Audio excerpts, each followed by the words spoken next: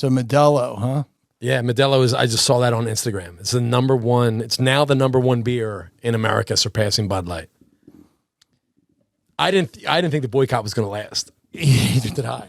Like, Jesus Christ. We've had enough. Yeah, dude. From what I knew, like the Blue Bloods had enough. Yeah, dude. They're fucking fed up. This shit.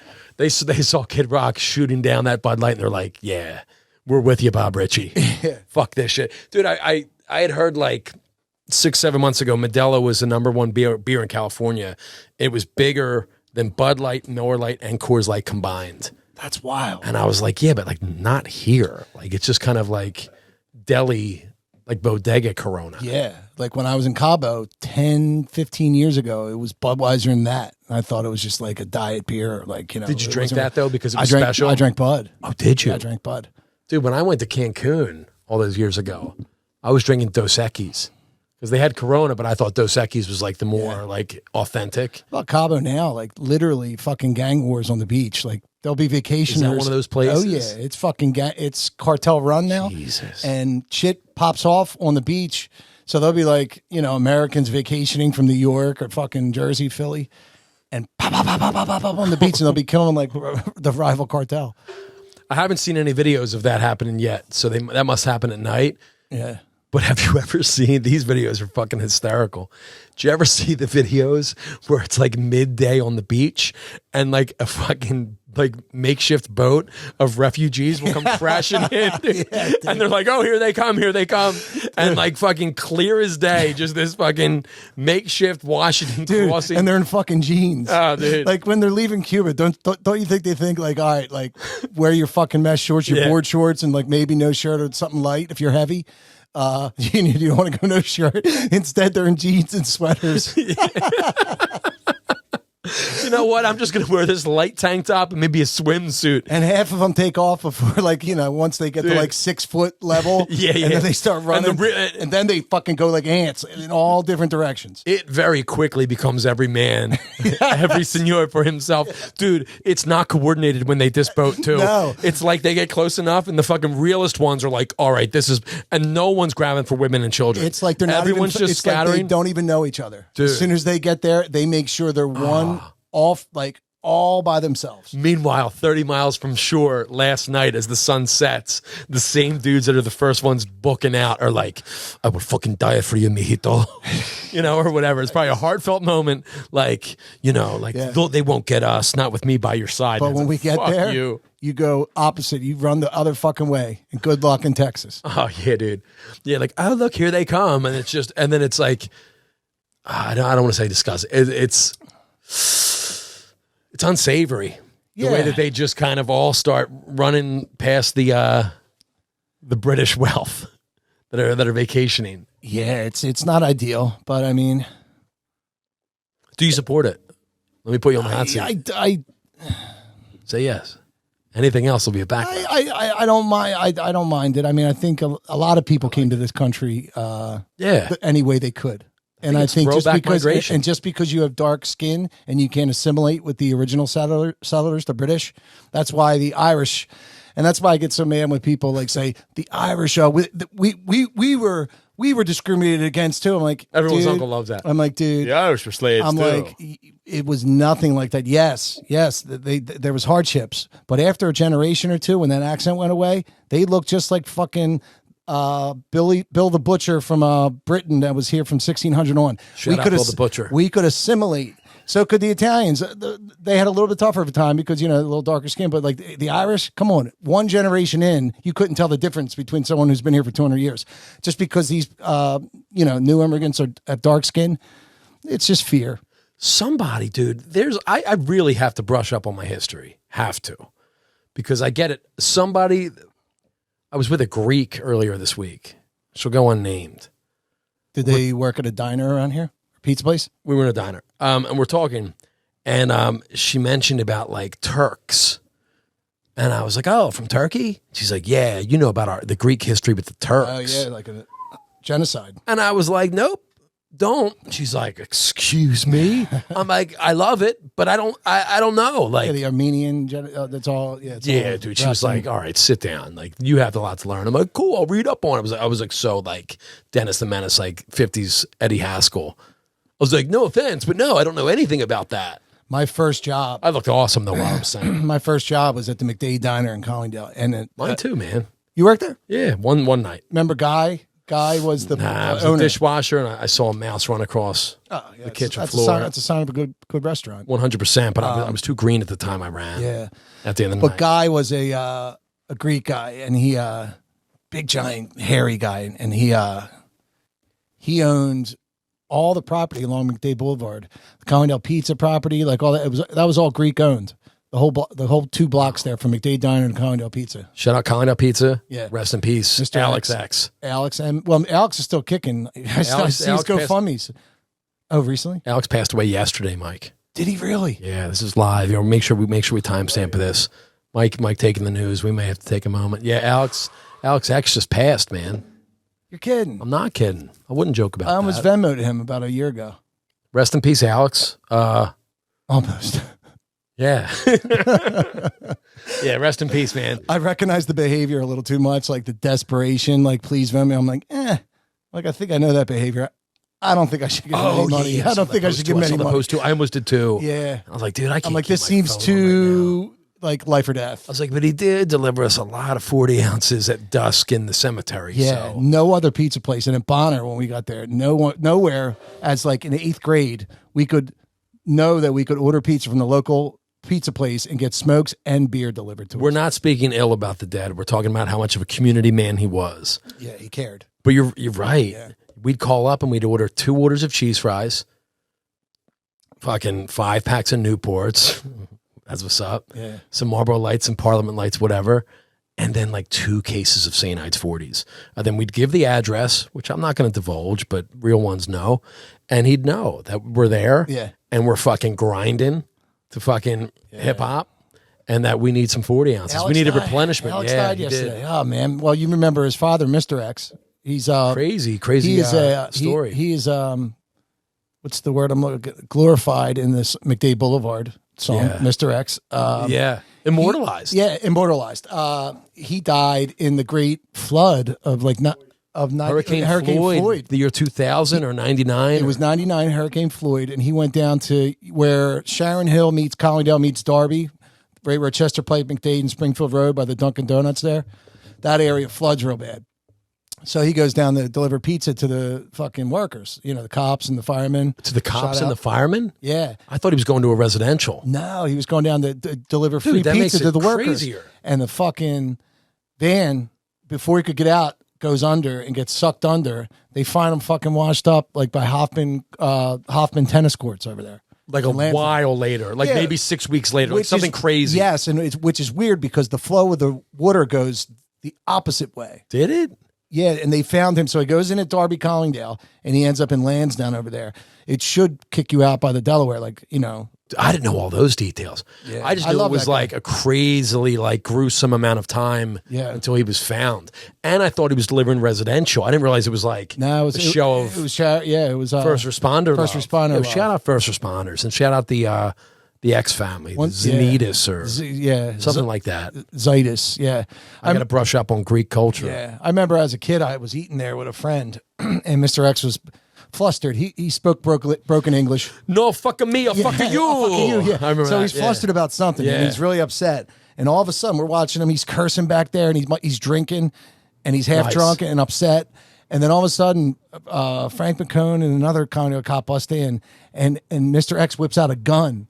From under the fucking souffle chef station or whatever. Nothing but some real shit. And he starts this, and then Frank's like, John, just waving it? John, because that's what they would call him, John, Mr. X. John, and they had to tackle the gun out of his hand. Me and Jared Jellison was just eating pizza in the back watching. Shout out Jared Jellison. Finally, the cops are like, you two, out of here. But we see this whole thing go down where they wrestle the gun out of his hand. And shout out Big Frank McCone.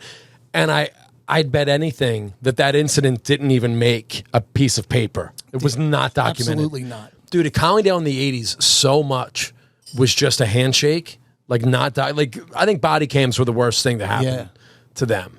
It always, and I mean every police force up and down McDade. It was very Irish American, second, third generation Irish American. Before, Havertown is pretty much the hub of the, Irish American culture now. Back then, Collingdale had the most surnames of any township in Delaware County. Really? Yeah, that was back in like the 80s, and it had like that culture of like, you know, like that poor Irish kind of like we're all in this together kind of thing, along with like a biker culture. There was a lot of pagan like houses and shit. I remember as kids. I remember going past houses as kids and my parents saying, "Oh, those, you know, like skeletons and stuff. That's where the bikers live." So like it, you know, it was always like a in my head when I think of growing up in Collingdale. I think of like what it was like in the 70s or 70s. Dude. Walking along McDade Boulevard, Under My Thumb by the Rolling Stones is always playing in my head. Dude. Bum, bum, bum, bum, bum, with like cut-off jean shorts and like fucking Son O'Hagan's. When you started what you just said, it wasn't ending up exactly where I was almost jumped in and was like, dude, I think about that too, except being out on a Friday night, which is exactly what you were saying. Like, imagine Collingdale, 1987, 1988, like when... New Republican Party, but like you could go out on a Friday night. Hell no, Joe must go. Fucking wearing, you know, like dressed up, maybe a little bit of cologne. Fucking Don Henley. All she wants to do is dance. Just the fucking jukebox is cooking. Yeah. Every spot. Yeah. Maybe starting at O'Hagan's. Not ET's, maybe the Bell. Not deep. And everything was safe. And like, it was just kind of like neighborhood guys. It wasn't deep listening like rock and roll. Like you weren't like, they weren't the guys from like Lansdowne and stuff listening to like, the band and stuff. They weren't digging too deep. They were like the hits. Fucking Stones, Aerosmith. How long has this been going on? Yeah. Fast dancing face to face with a girl without a neck tattoo. Yeah. A local without a neck tattoo. A lot of vintage Stones. Collingdale. Collingdale was in that time was a Stones town. It wasn't a Beatles town. It wasn't a Beatles town. It was a Stones town. Yeah. Like absolutely. But just being like not a complete piece of shit, local. Yeah. And going out for the night, and maybe you'll meet a nice girl. An apprendi girl, like, imagine Collingdale having like that kind of scene where it's not like, oh, I might get stabbed if I'm not wearing the right era Flyers jersey. I'm sorry, Raiders jersey. And also, that was an era when like your public schooling was your town. Like now, you know, I mean, like take Ridley in Delaware County. It encompasses probably 7, 8 different townships. Academy Park, 6, 7 different townships. Like each town had their own little school, maybe like 100 people in the graduating class. High. Yeah. It had to be charming, you know? Yeah. Because, you know, you had your football team and you got to play against the team like a walk away. I can only imagine what it was like because the only thing that I've tasted that would have come close to like that early 80s, 70s Collingdale High thing, the Collingdale Colts. I'm looking into the camera here. Yeah, we had a semi-pro baseball team, which just means adult men. Well, yeah, no, but they won the one year against fucking pro right. players. But when I say semi-pro, I mean it's not like the Phillies have a scout there every game waiting to call up. But each team in that league had an ex-MLB player, like a retired. Oh yeah, it's semi-pro, right? Semi-pro. It was semi-pro. But does that mean the next step is AA? Like you're not in a major league system. The next step. And I know those dudes are great. I can't hang on one of those teams. I think semi-pro is a funny. The next step would be like the Atlantic City, like Thrashers, or like the Delaware Blue Hens, and then like the A and the because that AA, AAA ball that is connected to pro baseball. The other ones are minor league. They're talented guys. Yeah. Yeah. I'm not saying otherwise. They're all local guys. I think semi-pro is thrown around a little loosely. I don't feel like they're halfway to the pros. Growing up, I feel like they're grown men playing for their town, we also had we had a semi-pro football team that used to play at Collingdale High. It was called the Delaware County Delco Mustangs. Delco Mustangs. Yeah, dude. And my buddy's Billy Brennan's dad or stepdad played for them. Art. He was a D-back. Yeah, these dudes are fucking stud athletes. I get it. I'm not saying they're not. I'm telling you, dude. The offensive linemen, I don't know where they came, but they were 6'6" guys. Like it was legit semi-pro. So I don't know if they're ever making the league. Semi-pro cracks me up. Whether it's you almost made it, dude. Now I forget where I'm going. Man, you go nowhere. I'm going nowhere. Going nowhere. What was I saying? Help me out. You're going nowhere, so look into the stars. Ooh. Some things happen for a reason. Okay. I got it. So, wasn't around during Collingdale High days, but like to have that kind of town pride, definitely, I remember a great day. The Collingdale Colts were in our young 20s, so like any excuse to drink on like a Sunday. Collingdale Colts played at the community center, and they won, and we were following them in like sites and... Shut up, Bobby Sites, and Kearney, and like Kearney was on the team, but Freddie D, there was dudes that had lawn chairs set up. Maybe Eric Nelson set up along the right field baseline, cooler beers, boozing, and they were like the local Colts fans. Yeah. And I'd meet them for beers. And the Colts started to advance through the playoffs this one year, probably 03, 04. And like more and more people started coming out, and it started to be the place to be to fucking cheer on your local baseball team, whatever. Yeah. And they won the championship. And I don't think, and it was unbelievable. Like we all rushed the field. Like I had no family on the field or whatever, on the team. But I don't think the police shut down McDade Boulevard, but someone in an open cabbed pickup truck and a big boombox blasted "We Are the Champions" by Queen and led an impromptu parade out the parking lot, made a left on McDade towards the Wawa, and we all just went out into the middle of the street singing "We Are the Champions." It was an impromptu parade. My mom was there, and she was marching with us. And then it just kind of like faded off into the parking lot of Wawa, and everyone just went in and got Wawa and just dissipated from there. But along McDade Boulevard for five minutes or so, or the length of this song, or 10 minutes, we were all in this fucking together. Our team had just won, and it was legit. But like, I don't remember their traffic being an issue. I'm surprised. So maybe it was blocked off. I'm surprised it wasn't like DMX's version of "We Are the Champions," because you know, Collingdale was thugged out by then. Even though the boys that on the baseball team, they had class. But I remember Thug Folk, our band. We were like their band for their fundraisers. When the Colts would do fundraisers at RP McMurphy's. Hell yeah. Because I would deal with Henry Gaudino, Coach Gaudino. I remember that. Yeah. And he was a great guy to deal with. Nove Street. Yeah, but RP's was a good spot. Yeah, I miss RP's. Have you driven by? Urgent Care? It's an Urgent Care. Oh. It's nice Urgent Care ever. Like, the bricks. Well, it's serving the community a lot better than it ever did. It's RP's. I got in a fight there once. Let's hear about it. And it wasn't even really like a fight. It was like a group versus a group. More of a dance-off? Yeah, kind of like a West Side Story thing, and I square off against this guy. Nice. And I find out later he's a cop. And I'm backing him down a little bit, and then as I go to attack, he maces me. What? And I couldn't see it. I just stay there. I'm like, and it was the one and only time I've ever been maced. It's the he fucking maced you? He maced me, dude. And then I find out he was a cop, like so if Ricky, his name was. Yeah, and then he maced me, and then like I never seen him again, but he could have easily just especially being a cop, he could have fought you like a man. Yeah, right. Well, then whatever happened just got it erased. Yeah. But he maced me, and I didn't get my vision back, and I was coughing for a good 5 minutes. Were you all Antifa'd up though?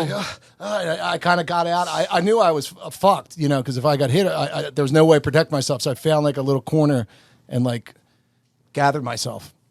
How'd the fight start? Any idea?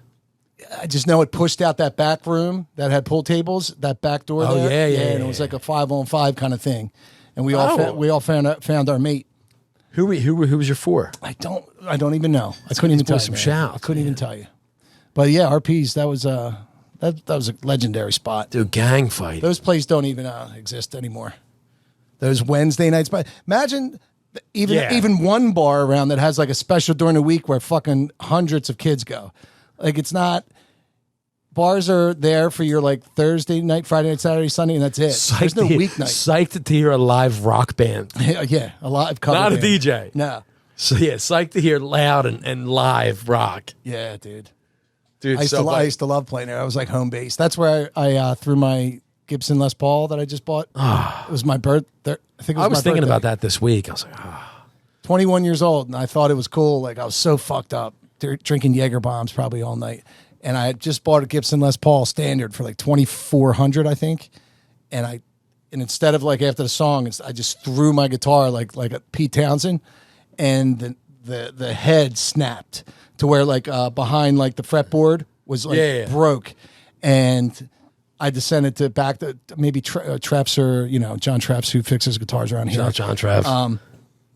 Got it fixed, never the same. And then not only was it never the same, but it depreciated completely. Like it went from something I could sell to not like a couple $100. Dude, I have a story like that. Yeah. I don't think I've said it before either. We were playing Brownies 23 East before it was Ardmore Music Hall. Thug Folk was doing a big benefit for Smarty Pants? Smarty Jones. Was it Smarty Jones was a horse. Right. There was the band Smarty Pants. Who was Smarty Pants? Smarty Pants drank the beer out of the shoe. Remember Smarty Pants? Dude, so vaguely. Yeah, they were like a comedy act, and they filled up his shoe with the beer and drank it. There with the string cheese. Didn't we play? Like I kind of remember. I'm not saying I don't remember, but it's the fucking most vague thread of a memory. Pants, dude. I didn't know if memory could be this vague. Like I remember something about. We'll see if we can find and put a link to him. That'd be cool. But we were doing something. We definitely weren't headlining. No way we were headlining. But anyway, we were playing a show that was big for us. There's pictures of us as a band. I'm wearing like novelty everything. I'm wearing an oldie hat with a shirt that says I'm OJ, and like there's a picture of us somewhere.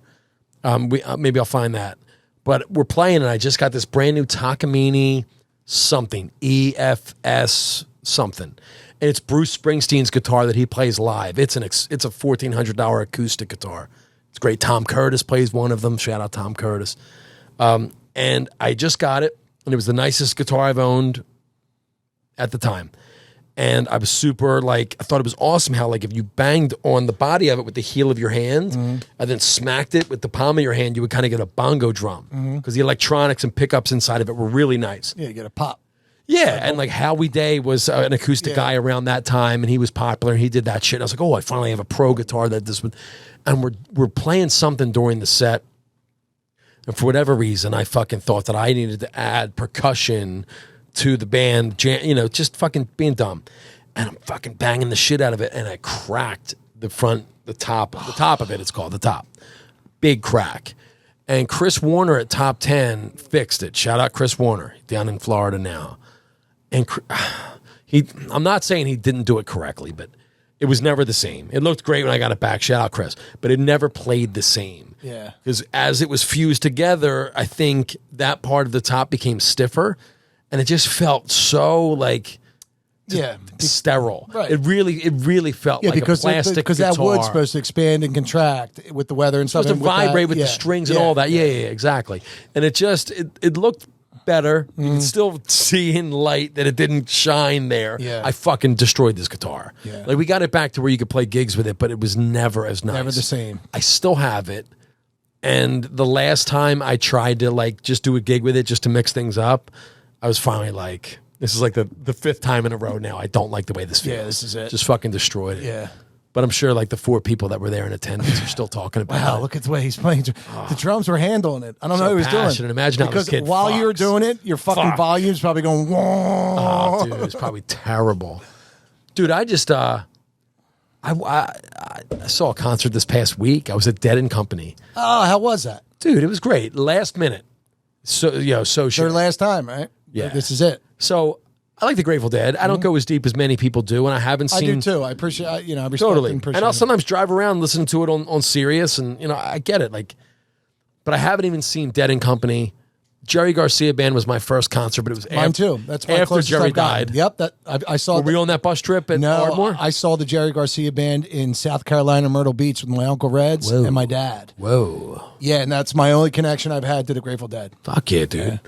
That was the last time I saw them, I think. I haven't seen Rat Dog. I haven't seen any of that. None of Dead and Company. But I woke up last Thursday. I think that's what it was. And I was like, Inshallah. I want to go. I was like, I think I want to go. Like, fuck it. Like, I know there's apps on my phone that'll show me kind of like pricing, last minute, whatever. Let's go. I don't even need to go with anybody. None of my buddies I know are going. I don't give a fuck. Yeah. I want to see a show. See if they can move me. Yeah. Dude, I bought a pit ticket. What do they run? It was $320, I think. Yeah. That's pricey for like a down there spur of the moment. But worth it. Well, look, I didn't buy it flat out. Yeah. Of course, I threw it on a payment plan. Oh, yeah. There was like an asterisk. And it was don't say no more. It didn't cost $320 then. It only cost the first fucking if I payment. remember to come back, I'll tell the story of the Bruce Springsteen show that we went to where we paid out of the fucking dick for nosebleeds. Yeah. So like at this point, I'm like, well, the seats will be better than that. I'll pay this money anyway. So I get pit tickets and I'm on a payment plan. Whatever. I'm just trying to be honest to the listeners. Yeah, it only cost your first payment. That's it. Forget about the future. Right. Exactly, dude. That's what I do. Fucking forget about it. So I went down, I park, and I'm like, it's no big deal. I don't care that I'm not with anybody. I lean up against my car. I'm drinking a beer. I'm like, this is weird. Like already I'm uncomfortable. I'm like, what the fuck were you thinking? There's 3 dudes parked next to me listening to music, and I walk up. I'm like, hey, I just drove down by myself, and immediately I'm like, oh, you fucking dork. Yeah. I'm like, you gotta hang with you and have a beer. And they're like, yeah, dude, fine. I'm like, oh, you guys want to smoke? And they're like, nah, we're cool. I smoke. Immediately it hits me. I'm like, this is weird. Yeah, go find another. I wander off. Yeah, I catch live music on the way there, and listen to that for a minute. That was cool. I then went in, and it was just all bets were off, dude. It was great. It was so great, dude. I was in the pit, which doesn't mean like I thought front and center. Yeah. It means great. You've got 50 yards, to play with. Like hopefully you can get a good angle, but if not, you're just off to the side. I have a question. Yeah. Because I've heard them called Slow and Company. How is the tempo? The tempo, yeah, dude. Like I can't compare it to like other years. I don't go that deep. Pre-95, but going into it, of course, I'm second guessing my purchase, and I'm thinking Slow and Company because the word was that they're old. Yeah, they're getting older. Weir's old, and like his band might be spry and whatever, but like it's all about Bobby, and he's in his old age likes it slower. Yeah. So like I've listened to in the last week like some older stuff from maybe 16, like maybe 7 years old, really slow. I thought the tempos were fine. Tempos are good. Nice. Yeah, dude, they played really, really fucking great. And I don't know, I knew most of the songs they were playing, but again, I'm by myself. I got there with a fucking attitude. I'm fucking spinning around, fucking feeling it. It was awesome, dude. It was incredible. Any balloons in the parking lot? Yep. Fucking yep. Before I even threw the car park, picture, dude. like 5 of them. I'm like, all over. I missed them. The balloons were absolutely all over. I didn't do any because again, that's where I drew the line. Yeah. Like, I'm mad, dude. Imagine working your way through a parking lot and looking over, just seeing a dude solo, like with gray in his beard, like not a kid, just fucking 2 for catching $5. a balloon like someone catches a smoke outside of a wow. Yeah, I wouldn't have been able to help myself. I absolutely would have got a balloon just for old times. I had to draw the line. What's my favorite song? We Can Share the Women, We Can Share the Wine. Jack Straw. Jack Straw. They do that? No. They didn't, but they did Estimated Profit, which I really loved. Oh, how about the legendary China Cat in the I Know Your Rider? Nah. That's a highlight for me. The set list. I loved the show, and I looked into it like the next day, and they were like, the set list was unreal. They opened up with The Men Are Smart, Women Are Smarter, which is a very rare opener, and like the people that know were flipping out. Yeah, Dark Star is one of their big ones. If you catch a Dark Star at a show, that's hot shit. Yeah. They played Dark Star in the first set and then didn't finish it and then finished it in the second set, which is unheard of. People were fucking freaking out. I read that they did a very long yeah. So do that. I'll come right in. I read that. Sorry. Yeah, all good. Like that, I would. So I get fucked up. And I drive home. I'm in the car, right? Because that's what we did back then. Yeah, it's a different time. It's a different time. I'm on 42, right? So Adelphia is like Deptford.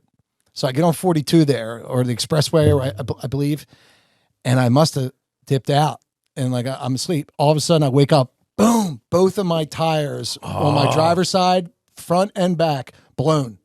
So I must have hit a median. So I come to him like, so all of a sudden. I come to, and then all I see is the exit for 295 north to my right. So I just get over to the right lane, and I get off that exit, 295 north, and the car starts breaking down. So I just putt to I would think so. Dude, so I'm off the exit, almost off the exit on 295 north, the ramp to get on 295 north. I'm pulled over to the side. The car's fucking breaking down. I park it, or it just stops. I fucking put it in, and I don't know what to do. I run into the woods. There's because it's fucking Pinelands in Jersey there. So I run into the woods, and back then you have those little Nokias. It's early cell phone days. It's 2:30 in the morning on a Wednesday. I call my dad, and he hears it in my voice, and I'm like, Dad, and I barely get out where like what happened, and where I am. Like I remember just saying, and my phone dies. So I'm in the fucking woods on 295 North, just sitting there like fuck, waiting for the trooper. Waiting for the trooper to come behind the car and come into the woods with a flashlight and find me. 10 minutes later, Joe Bark shows up behind my car. I didn't even tell him where I was. I just he must have went on the website and found out where I was that night, where I could have been. I swear, dude, it takes 30 minutes to get there. 10 minutes later, his fucking car comes up behind my car. I'm like, and I run out. Like that's nearly impossible. It's nearly impossible. Like apparently it's possible because but it's like a dad power, dude. Yeah, yeah. And I'm like, holy fucking, might have been 15. I mean, obviously I didn't have my car, but still, but like it wasn't long, dude. I'm like, yeah. And I'm like, holy shit, that's my dad already. I run in the car and he goes into dad mode. He's not, there's too much work that needs to be done to lecture me yet. So he gets into the. Do you get socked? No, he wasn't physical. Whoa, he wasn't that dad. I've been cold cocked for nothing. No, man. Nothing. The disappointment was more than like any shot. But no shot. Disappointment with an extra helping, a fucking punch to the face. So he gets me in the car. He's like, all right, stay. And then he goes in the car. And apparently I just never put the car in park. And like the car would have went. But like, so he gets it and he kind of gets it even safer off to the side, gets it and gets back in. Then he's just like the disappointment kind of thing. And the only thing he really said to me on the way was like, you better figure out how to get this car tomorrow. And me and my buddy Jarrett Jellison drove a car up there. I got it off the exit into like the tires fixed. And yeah. That's the move, dude. If you're in some kind of accident, like after a few and like, obviously like not, no one's hurt or whatever. And like, it's just roll, dude.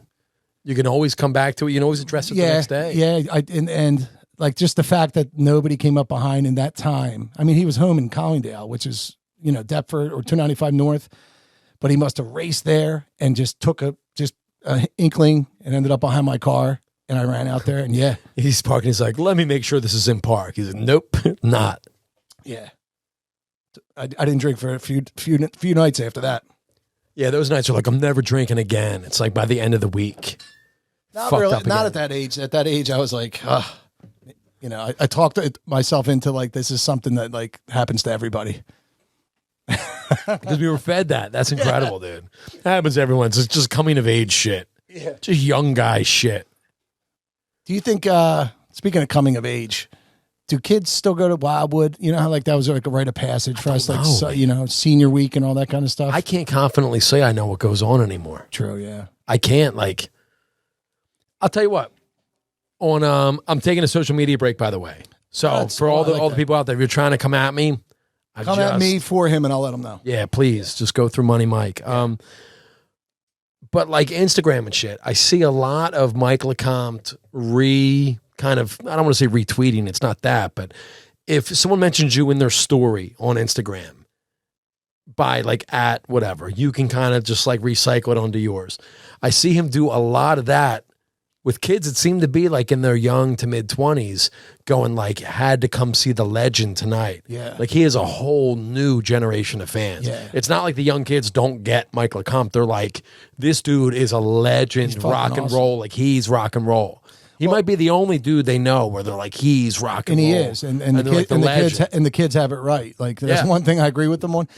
But you know what I noticed last summer or the summer before, I went to the Wild West bar, like in Atlantic City. It's a part of like Bailey's. And gigantic like cover band stage, and a cover band was there. Every song they played was fucking Blink-182. They were songs from like the early 2000s. Like there's not like a new batch. They were playing Blink-182 and the same cover band songs that the cover bands were playing 20 years ago. So they must be it's almost like a niche thing. Yeah, there's not new. I mean, I'm sure that, but like Foo Fighters just released a new one, but these aren't songs that like people are like trying to party to. And it's like a niche thing. And there isn't that spot where you go to hear them every day, like a Y100 or something like that, you know.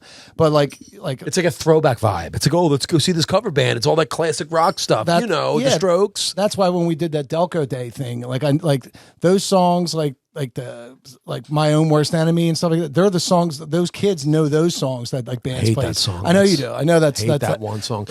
I hate that song. I hate that, and I know you like this other one too. New Radicals. I love both of them. I love that song. I don't mind the My Own Worst Enemy. I think it's a regular pop song. Yeah, you know, I don't know. It came out. It came out at the wrong time for me, I guess.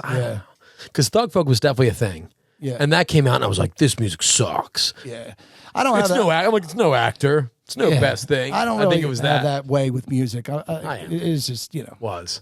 Yeah, there's nothing hateable about it. When I felt like we were in direct competition with radio bands. Yeah. I was like, good Charlotte. Nah, they're not really doing what we're doing. You were like, dude, who the fuck are you?